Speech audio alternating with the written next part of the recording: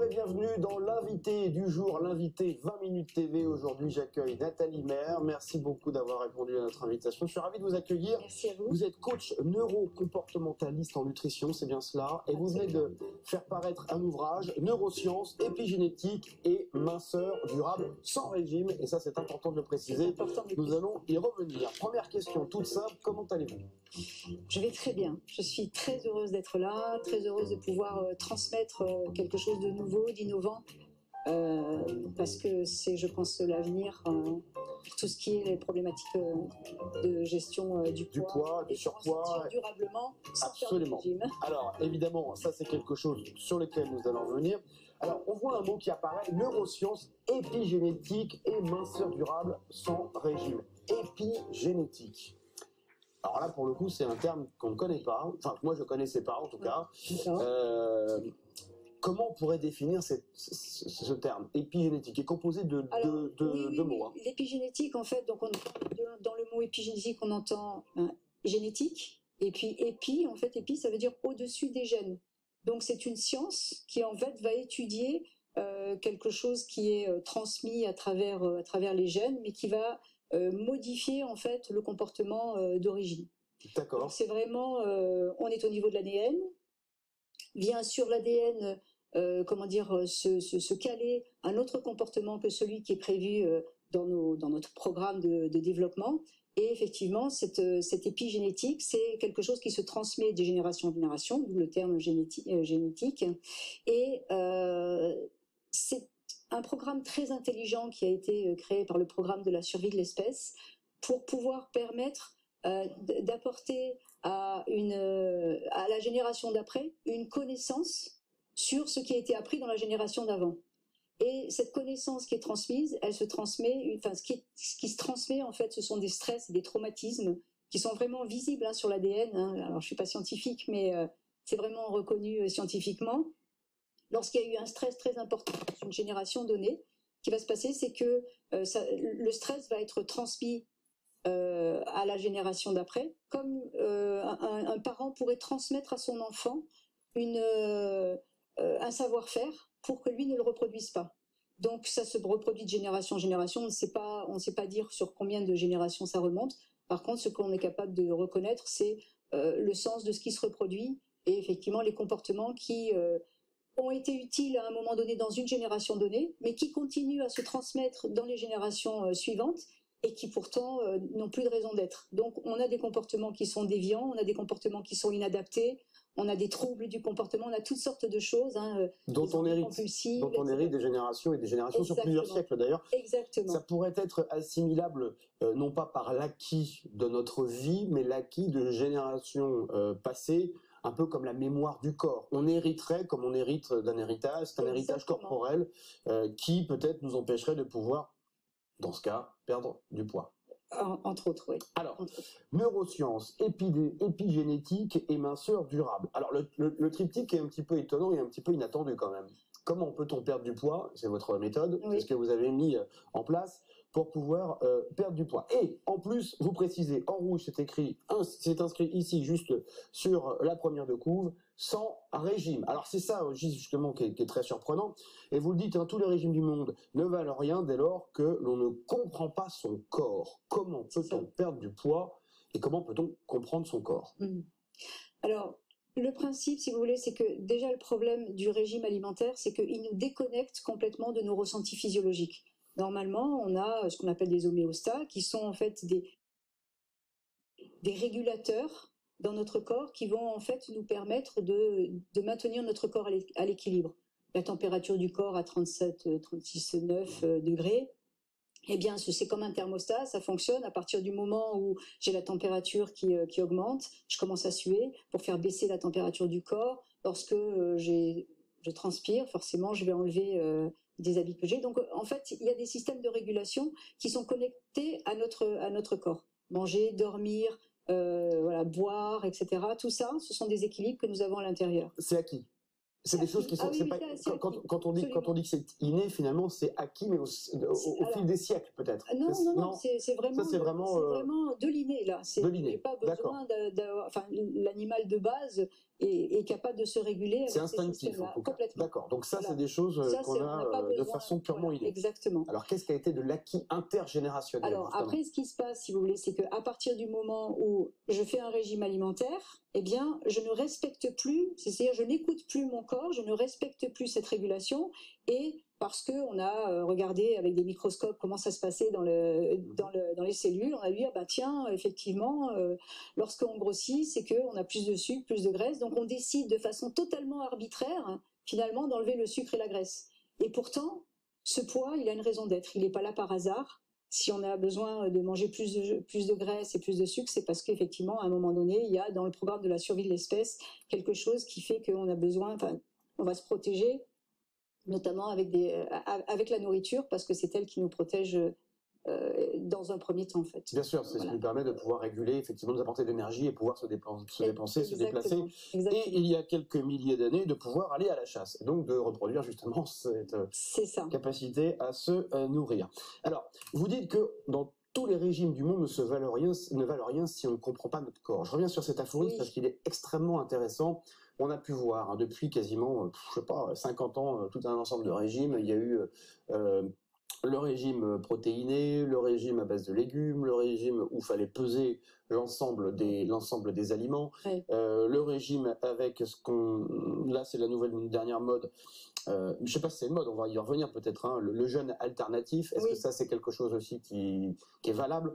On va revenir en tout cas sur tous ces régimes. Et moi ce qui m'intéresse, c'est comment peut-on comprendre son corps, sachant que, si je vous suis, ça fait des milliers d'années que le corps est quasiment programmé. C'est ça votre démonstration. Dans la méthode mère, c'est le corps est programmé, il y a de l'inné, on vient de le voir, mais il y a également tout un ensemble de choses qui ont été acquises en bien ou en mal sur des milliers de générations qui remontent depuis l'homme préhistorique. Alors, ce qui est important vraiment de comprendre, c'est que à partir du moment où c'est inné, c'est dans notre programme et ça, c'est immuable. Donc, Est-ce que c'est les fameux 2% dont vous parlez? Parce qu'à un moment, vous abordez un chiffre, vous dites 2%, il y a 98% de chances qu'on puisse se transformer en comprenant notre corps, mais il n'y a que 2%. Bah oui, effectivement, là, alors, il y a de l'inné pour le coup et on ne peut rien faire parce que c'est pathologique. Les 2% dont je parle dans le livre, c'est plutôt les 2% sur lesquels on ne peut pas agir parce que ce sont des malformations congénitales ou ce sont des choses, si vous voulez, sur lesquelles il n'y a pas moyen. C'est médical, là, pour le coup, c'est beaucoup plus médical que psychologique. C'est médical, voilà. Si on vous enlève un organe. Oui, difficile de faire autrement. Voilà, ça va être difficile parfois, parce que le corps est quand même très intelligent de le faire repousser. Mais voilà, ce sont ces 2%-là. Alors, pour en revenir donc à votre question qui était, rappelez-moi. C'était tout simplement de comprendre comment peut-on comprendre son corps, sachant qu'il y a eu d'un côté de l'inné et de l'autre de l'acquis intergénérationnel. Comment peut-on comprendre? En fait, c'est très simple, c'est que ce qui est inné est en nous et ça c'est immuable. Donc ça fait vraiment partie de notre programme. Et ce programme-là, en fait, il est en permanence il fonctionne en permanence. C'est nous, avec nos comportements, qui allons le modifier. Mais il est en permanence là. Donc à partir du moment où on met en œuvre des actions pour pouvoir le faire réémerger, il réémerge, il est déjà là en fait. C'est instinctif. Il est déjà là. Ça, on ne peut pas le changer. Tous les jours, notre corps va essayer de nous ramener à l'équilibre. Tous les jours, 365 jours par an, sur toute une vie, il va essayer de faire ça. Sauf que nous, avec nos cerveaux intelligents, d'où les neurosciences, etc., pour bien comprendre comment fonctionne le cerveau, on va en permanence contraindre ce mécanisme. Déjà par les régimes, oui, c'est ça. Voilà. Et donc le régime alimentaire, moi je dis dans mon livre, il y a deux choses.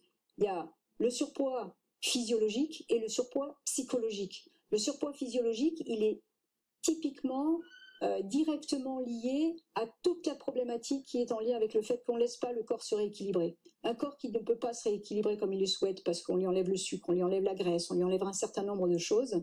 Et ce qui va se passer, c'est qu'à un moment donné, lui, le cerveau, ne va avoir de cesse que dès qu'il y a un petit peu de nutriments, de macronutriments, les nutriments essentiels pour nos cellules, qui va rentrer dans le corps, il va le garder, il va le stocker, il va en profiter, et c'est ça qui va faire prendre du poids.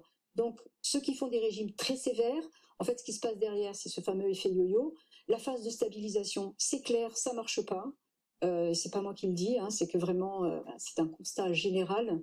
La phase de stabilisation ne peut pas fonctionner parce que le corps cherchant toujours à ramener l'organisme à l'équilibre. Dès que vous ouvrez les vannes, imperceptiblement, vous allez reprendre. En fait, reprendre. C'est l'exemple que vous donnez de la fameuse Séverine, qui a essayé de perdre du poids, qu'on a perdu, et puis alors après, ça a été l'explosion. Exactement. Ah, voilà, 1m58, 120 kg, alors que c'était pas du tout l'objet de... Au départ, elle était pas si grosse que ça, elle était même plutôt bien, elle n'était pas programmée pour ça, et puis finalement, à force d'essayer de contraindre son corps pour être plus mince, pour ne pas en fait correspondre à son équilibre intérieur, elle a commencé à prendre du poids et à récupérer et à faire du yo-yo, et voilà, c'est comme ça que ça... Oui. Il y a vraiment des rattrapages, du stockage, et puis si vous voulez, c'est comme si vous avez à l'intérieur du corps un système qui va d'équilibre, et puis quand on arrive sur réserve, ça nous donne envie de manger. Et une fois que on va remanger, il y a un autre système qui nous dit bon ben là ça suffit, t'as assez mangé. Ça c'est des reconnexions au corps. La satiété. À satiété, exactement. Et donc ça c'est vraiment des reconnexions au corps. Donc apprendre à quelqu'un à se reconnecter avec ses ressentis physiologiques, ça va lui permettre en fait de se dire tiens là je mange et j'ai faim. Donc faim physiologique. Et là je suis en train de manger mais je n'ai pas faim. Donc faim psychologique. D'accord. J'ai pas faim parce que cette faim psychologique en fait elle vient combler d'autres problématiques que simplement cette fonction, ce besoin de nourrir nos cellules. Et c'est à ce moment-là que, en fait, la nourriture, la nourriture, en fait, comme je le dis, hein, c'est un régulateur émotionnel, sans parler du surpoids qui peut être un rempart contre la vie difficile. La nourriture, en fait, elle apporte du bien-être, du plaisir, de l'énergie et du réconfort. Donc c'est quand même... difficile de se priver quand même, il faut reconnaître. Voilà, déjà. Beaucoup de plaisir en plus. Et c'est vrai que très souvent, encore une fois, on parle de la gourmandise. Mais la gourmandise, quand elle est faite dans cet espace-temps, je mange quand j'ai faim, je m'arrête quand j'ai plus faim, et dans cet espace-temps, je mange ce qui me fait envie, la gourmandise est bienvenue. Vous savez, il y a un rapport très important entre la façon dont on vit et la façon dont on mange. Quelqu'un qui vient me voir en me disant « si je pouvais, je ne mangerais plus », moi, j'entends, si je pouvais, je vivrais plus. Hein. Ah oui, il y a ce rapport très lié entre la vie et la nourriture. Que vraiment, dans les conversations avec nos coachés, nos clientes, eh bien, il y a vraiment, si on ne peut pas attraper la chose d'une certaine manière, on va l'attraper de l'autre. C'est-à-dire comment tu vis dans ta vie, et ça va m'expliquer comment tu manges, en fait. C'est ce que vous décrivez, hein, difficile de faire le distinguo, en tout cas, entre la vraie faim et la fausse faim. Ça aussi, vous le décrivez, la vraie faim, la fausse faim. Oui. Comment, par exemple, pour celles et ceux qui souhaiteraient peut-être mettre en place s'appuyer sur votre ouvrage, Neurosciences épigénétiques et minceur durable sans régime. Pour celles et ceux qui souhaiteraient évidemment consulter votre ouvrage, juste quelques clés là pour celles et ceux qui nous écoutent. Moi, j'ai pas faim, mais naturellement, c'est vrai que j'ai envie de grignoter, peut-être trouver un moment de satisfaction avec un carré de chocolat ou deux, ou peut-être la tablette. Est-ce que ça, c'est répréhensible alors? Oui, bien sûr, tout à fait. C'est justement là où il est possible d'agir, en fait. Déjà, en repérant ma vraie faim. Oui. C'est-à-dire en me disant, tiens, là, je sais que j'ai ces signaux dans le corps, hein, et les exercices que nous faisons permettent vraiment d'aller contacter avec cette sensation de faim. C'est-à-dire que si je fais un parallèle, par exemple, avec l'envie de dormir, quand j'ai sommeil, j'ai des signaux précis dans le corps. C'est-à-dire, j'ai les yeux qui clignent, je commence à être fatiguée, je bâille. C'est dans le corps. Tout ça, ce sont des expressions corporelles. Donc, à partir du moment où j'ai faim, j'ai exactement, d'autres signaux, mais j'ai quand même des signaux dans le corps qui me disent, là, je sais que j'ai faim. Donc, c'est un premier réapprentissage pour être certain que la personne, quand elle mange, elle a faim. Et elle va se rendre compte qu'elle va être capable, à un moment donné, de faire une différence entre je mange, j'ai faim, et je mange, mais j'ai pas les mêmes signaux dans le corps. Il y a autre chose. Il y a autre chose. Et c'est là où, effectivement, on va basculer sur, justement, l'épigénétique et comprendre, en fait, ce qui peut se passer. Lorsque, dans toute notre enfance, on a été confrontés à des autorités, parfois directives, des gens qui nous ont toujours dit, des parents qui nous ont toujours dit, fais comme ci, fais comme ça, etc., etc., finalement, on peut devenir rebelle aux ordres. Hein, il y a 3 réponses possibles. Soit je fuis, donc je dis oui, mais je fais comme je veux. Soit je suis dans la lutte. Dans ces cas-là, effectivement, je vais plutôt être un combatif, un rebelle. Soit je suis dans la soumission. Si je suis dans la soumission, je me soumets à tout ce qu'on me dit de faire. Donc, quand on a toujours été accompagné par des parents qui nous ont toujours dicté comment on devait faire les choses, si ça a été fait de façon un peu, trop directive, pour pas dire autoritariste, eh bien, une fois que je grandis, l'idée, c'est effectivement, je n'ai plus de parents, hein, c'est rapide hein, comme explication, je n'ai plus de parents pour me donner des ordres, je ne supporte pas l'ordre, je suis rebelle à l'ordre, au moment où je dois me donner l'ordre de ne pas manger, eh ben, je vais manger, puisque je suis rebelle à mes propres ordres aussi. D'accord. Vous comprenez comment ça, voilà, ça fonctionne en fait de La cette clé façon-là. ici, c'est d'être davantage à l'écoute de ses besoins physiologiques. Exactement. Dans un premier temps, toute la première partie du travail que nous allons faire, c'est une méthode, hein, une méthodologie, c'est vraiment reconnecter la personne à ses ressentis physiologiques pour qu'elle soit capable de dire, là j'ai faim, je peux manger et je peux manger ce qui me fait envie, parce que là, je dois écouter les messages qui me sont envoyés par mon corps. Et là, ce qui est vraiment intéressant de comprendre, c'est qu'on n'a pas besoin d'avoir aucune connaissance d'aucun aliment, d'aucun contenu nutritionnel, c'est notre corps qui sait gérer. Lorsqu'on est dans le ventre de notre maman, on est nourri par elle, et ensuite quand on arrive sur Terre, elle va petit à petit, progressivement, en fait, nous aider à composer notre table de composition alimentaire. Hein, et donc comment ça se passe? Elle va me poser devant moi, par exemple, des carottes. Donc moi, ce que je vais voir, elle va me dire c'est carottes, donc je retiens un mot. Je vais ensuite regarder, je vais voir une couleur, je vais voir une forme, une fusée. Je vais goûter ça. Il va y avoir une consistance, il va y avoir un goût. Je vais le digérer. Ça va, pendant la digestion, ça va en quelque sorte aller se caler dans des tubes. Je dis ça des tubes parce que c'est plus facile à dire, hein, vitamine A, bêta-carotène, etc. Et lorsque j'ai un besoin, lorsque je manque de vitamine A, le travail à l'inverse va se faire, c'est-à-dire mon cerveau va aller chercher la vitamine A. La vitamine A, tiens, c'est cet aliment-là, c'est de la carotte, et hop, j'ai envie de carotte.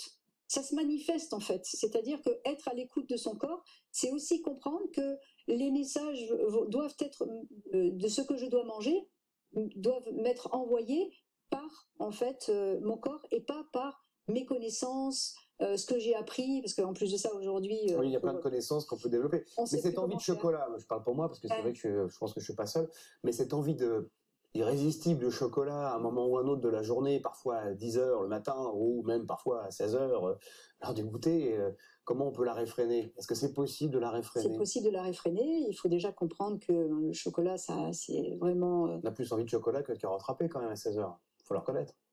Eh bien, pas forcément, en fait. Pas forcément. Alors, j'exagère un peu, bien sûr, je fais de la provoque, hein, mais il y a du bon chocolat et du mauvais chocolat. D'accord, ok. Se priver de chocolat, ça crée, si vous voulez, dans le cerveau, une frustration. Et cette frustration crée une obsession. Donc, je deviens obsédée. Donc, déjà, l'idée, c'est de comprendre que si le chocolat, c'est une béquille, on ne va pas enlever la béquille tout de suite. On va d'abord aller travailler sur... Voilà. Ce qui fait qu'à un moment donné, j'ai envie de ce chocolat. Mais pour l'instant, j'enlève pas. Mais il y a des aliments, reconnaissez-le, qui sont quand même pour les enfants, des aliments qui sont beaucoup plus attirants que d'autres. Si vous donnez à un enfant quelque chose qui a qui est plutôt chargé en sucre, il y aura plus de chances qu'il arrive à quelque chose qui soit chargé en sucre que vers, par exemple, un plat de brocoli.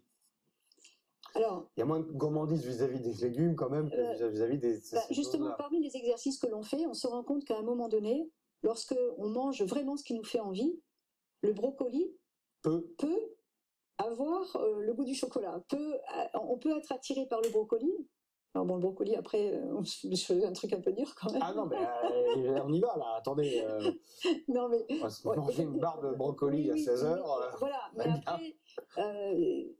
tout dépend comment on mange ce brocoli. Si on le prend à la vapeur sans une petite huile de... C'est chiant. On va pas se mentir. C'est chiant. Voilà. Donc l'idée, effectivement, c'est aussi d'apporter à la nourriture tous les ingrédients nécessaires pour donner un peu de relief. Donner du relief. D'accord. Et je connais des milliers de personnes qui adorent manger leurs légumes et qui se régalent autant. L'idée du chocolat et des autres aliments et des bonbons, etc., c'est soit parce que on n'apporte pas suffisamment de sucre à nos cellules, donc du coup il y a des besoins en rattrapage. Le chocolat, c'est clairement un régulateur émotionnel. Donc, on va se servir des aliments pour autre chose que ce pour quoi ils sont faits. Ça peut justement nous servir, ces régulateurs émotionnels, à comprendre et à déréguler peut-être justement ces principes. Si on a une envie de chocolat, je dis n'importe quoi, à 16 heures, c'est peut-être aussi un indice de dire attention, j'ai pas faim. J'ai peut-être une compensation à faire sur autre chose, une émotion. Oui, c'est ça. Nous, on a des tableaux de repérage où, effectivement, on va permettre à la personne de mieux comprendre en fait ce qui se passe en amont de cette envie irrépressible de manger quelque chose. Et puis, de toute façon, il y a vraiment deux façons il y a aussi une façon de reconnaître sa vraie faim. C'est aussi de comprendre que la faim, ça augmente, c'est quelque chose qui augmente progressivement. C'est quelque chose qui progressif et qui diminue ensuite si on n'est pas nourri. Exactement. Alors que la compulsion ou le besoin ou la boulimie, il faut tout de suite, maintenant, c'est immédiat. Se remplir, effectivement. Voilà, c'est se remplir immédiatement. D'ailleurs, vous le dites, il y a une phrase qui est très intéressante, c'est dans la nature, les animaux ne sont pas gros. Ça aussi, c'est un élément assez... c'est comme ça que, effectivement, j'ai commencé à réfléchir à cette histoire de comment ça se passe et comment ça se fait que les animaux ils sont pas gros, alors qu'ils n'ont aucune connaissance, aucune notion de de manger, aucune connaissance sur les nutriments, etc. Comment se fait-il qu'eux ne sont pas gros? Finalement, un lion va manger de la viande, une vache elle va manger de l'herbe. Toute la journée, elle mange de l'herbe, elle n'est pas grosse. Et quand même, effectivement, mais c'est surtout qu'elle va prendre un quintal en mangeant de l'herbe. C'est que ça correspond à son programme. D'accord. Voilà, c'est ça qui est important de comprendre. Et la différence, en fait, avec l'animal, c'est que nous, on a un néocortex, nous, on a la conscience de nous-mêmes, nous, on fait les choses avec l'autre, avec le jugement, avec toutes sortes de choses qui font que toutes ces émotions négatives que provoque en fait la relation avec l'autre, la relation avec soi-même, le jugement, eh bien ça donne envie ça donne un besoin de se protéger. Et la solution gagnante du cerveau, ça a été de dire, ben voilà, comme la nourriture t'apporte réconfort, bien-être et énergie, eh bien va chercher dans la nourriture les frustrations que tu n'arrives pas à gérer dans ta vie. Vous le dites, le surpoids est un antalgique, la nourriture un euphorisant. Oui. Pourquoi le surpoids un antalgique? Alors ça c'est. Le surpoids est un antalgique parce que ça met une bouée en fait autour de la personne. C'est-à-dire que l'idée de la nature, c'est lorsque un animal va être attaqué par un prédateur ou se sent en stress, la première chose qu'il va faire, c'est manger pour pouvoir avoir de l'énergie, pour pouvoir tenir face au combat. D'accord. La deuxième chose qu'il va faire, c'est imaginer le chat qui va gonfler ses poils pour essayer de se montrer plus impressionnant. C'est la grenouille et le bœuf, quoi. Voilà, exactement. Et donc, la nourriture va permettre, si vous voulez, dans un premier temps, justement, d'avoir de l'énergie pour se battre. On vit des vies difficiles, on vit des vies de combat. Aujourd'hui, on ne peut pas dire le contraire. Et par contre, l'idée du volume, c'est à la fois de se montrer plus impressionnant face à l'adversaire et en même temps, voilà, faire un rempart contre la vie qui est difficile. Alors, je voudrais revenir sur un terme que vous utilisez et qui est assez récurrent dans votre méthodologie, c'est les comportements neuro-inconscients. Oui. On l'a un peu évoqué depuis le début de cette interview, mais concrètement, comment vous le définiriez, ce concept? Alors, c'est vrai que c'est pas évident. C'est pas évident. En fait, les comportements neuro-inconscients sont directement, étudiés à partir des comportements qui ont été transmis d'une génération à une autre. C'est ce dont vous parliez en début d'interview. C'est ça. Donc, ce sont les comportements neuro-inconscients. D'accord. Nous avons à l'intérieur, de nous, qui ont été transmises de façon héritée, de façon héritée, acquise et en fait reproduites à l'âge adulte, qui sont des comportements de protection. D'accord. Lorsque la nourriture a manqué à un moment donné dans une génération donnée, il va être transmis justement à travers l'épigénétique, le manque de nourriture, la peur de manquer. Et en fait, dans la génération d'après, on va avoir une personne qui est pourtant tout à fait consciente qu'elle peut descendre acheter à toute heure de la journée quelque chose dans un magasin. Eh bien, cette personne-là, elle va quand même avoir une peur de manquer. La peur de manquer qui est obsessionnelle. D'accord. Et ça, c'est typiquement un comportement neuro-inconscient qui est transmis d'une génération à une autre, qui fait que la personne, elle va pas pouvoir s'empêcher de manger alors qu'elle a faim, elle va avoir tout le temps besoin d'avoir quelque chose dans son sac ou d'avoir les placards pleins, le frigidaire plein. C'est la béquille dont vous parliez tout à l'heure qui permet de pouvoir justement s'appuyer à un moment ou à un autre où l'émotion serait peut-être trop forte et que ça permet, c'est un sas de décompression finalement. Ouais, c'est ça. très bien. Est-ce que votre méthodologie s'applique? Alors là, on est sur du surpoids, on l'a vu, hein, les Oui. exemples que vous donnez. Il y a Séverine, il y a Elodie, souvent c'est des femmes d'ailleurs. Oui. Comment on peut l'expliquer d'un mot, vite fait? Alors, déjà, toute la communication que je fais est plutôt orientée femme. D'accord. Donc, je pense que ça joue aussi. Maintenant, pourquoi j'ai fait ce choix-là? Parce que il me semble que le corps, l'esthétique, la silhouette, etc., c'est quand même quelque chose de beaucoup plus féminin à l'origine. Aujourd'hui, effectivement, le corps, c'est important, mais je pense que ça peut l'être aussi pour les hommes.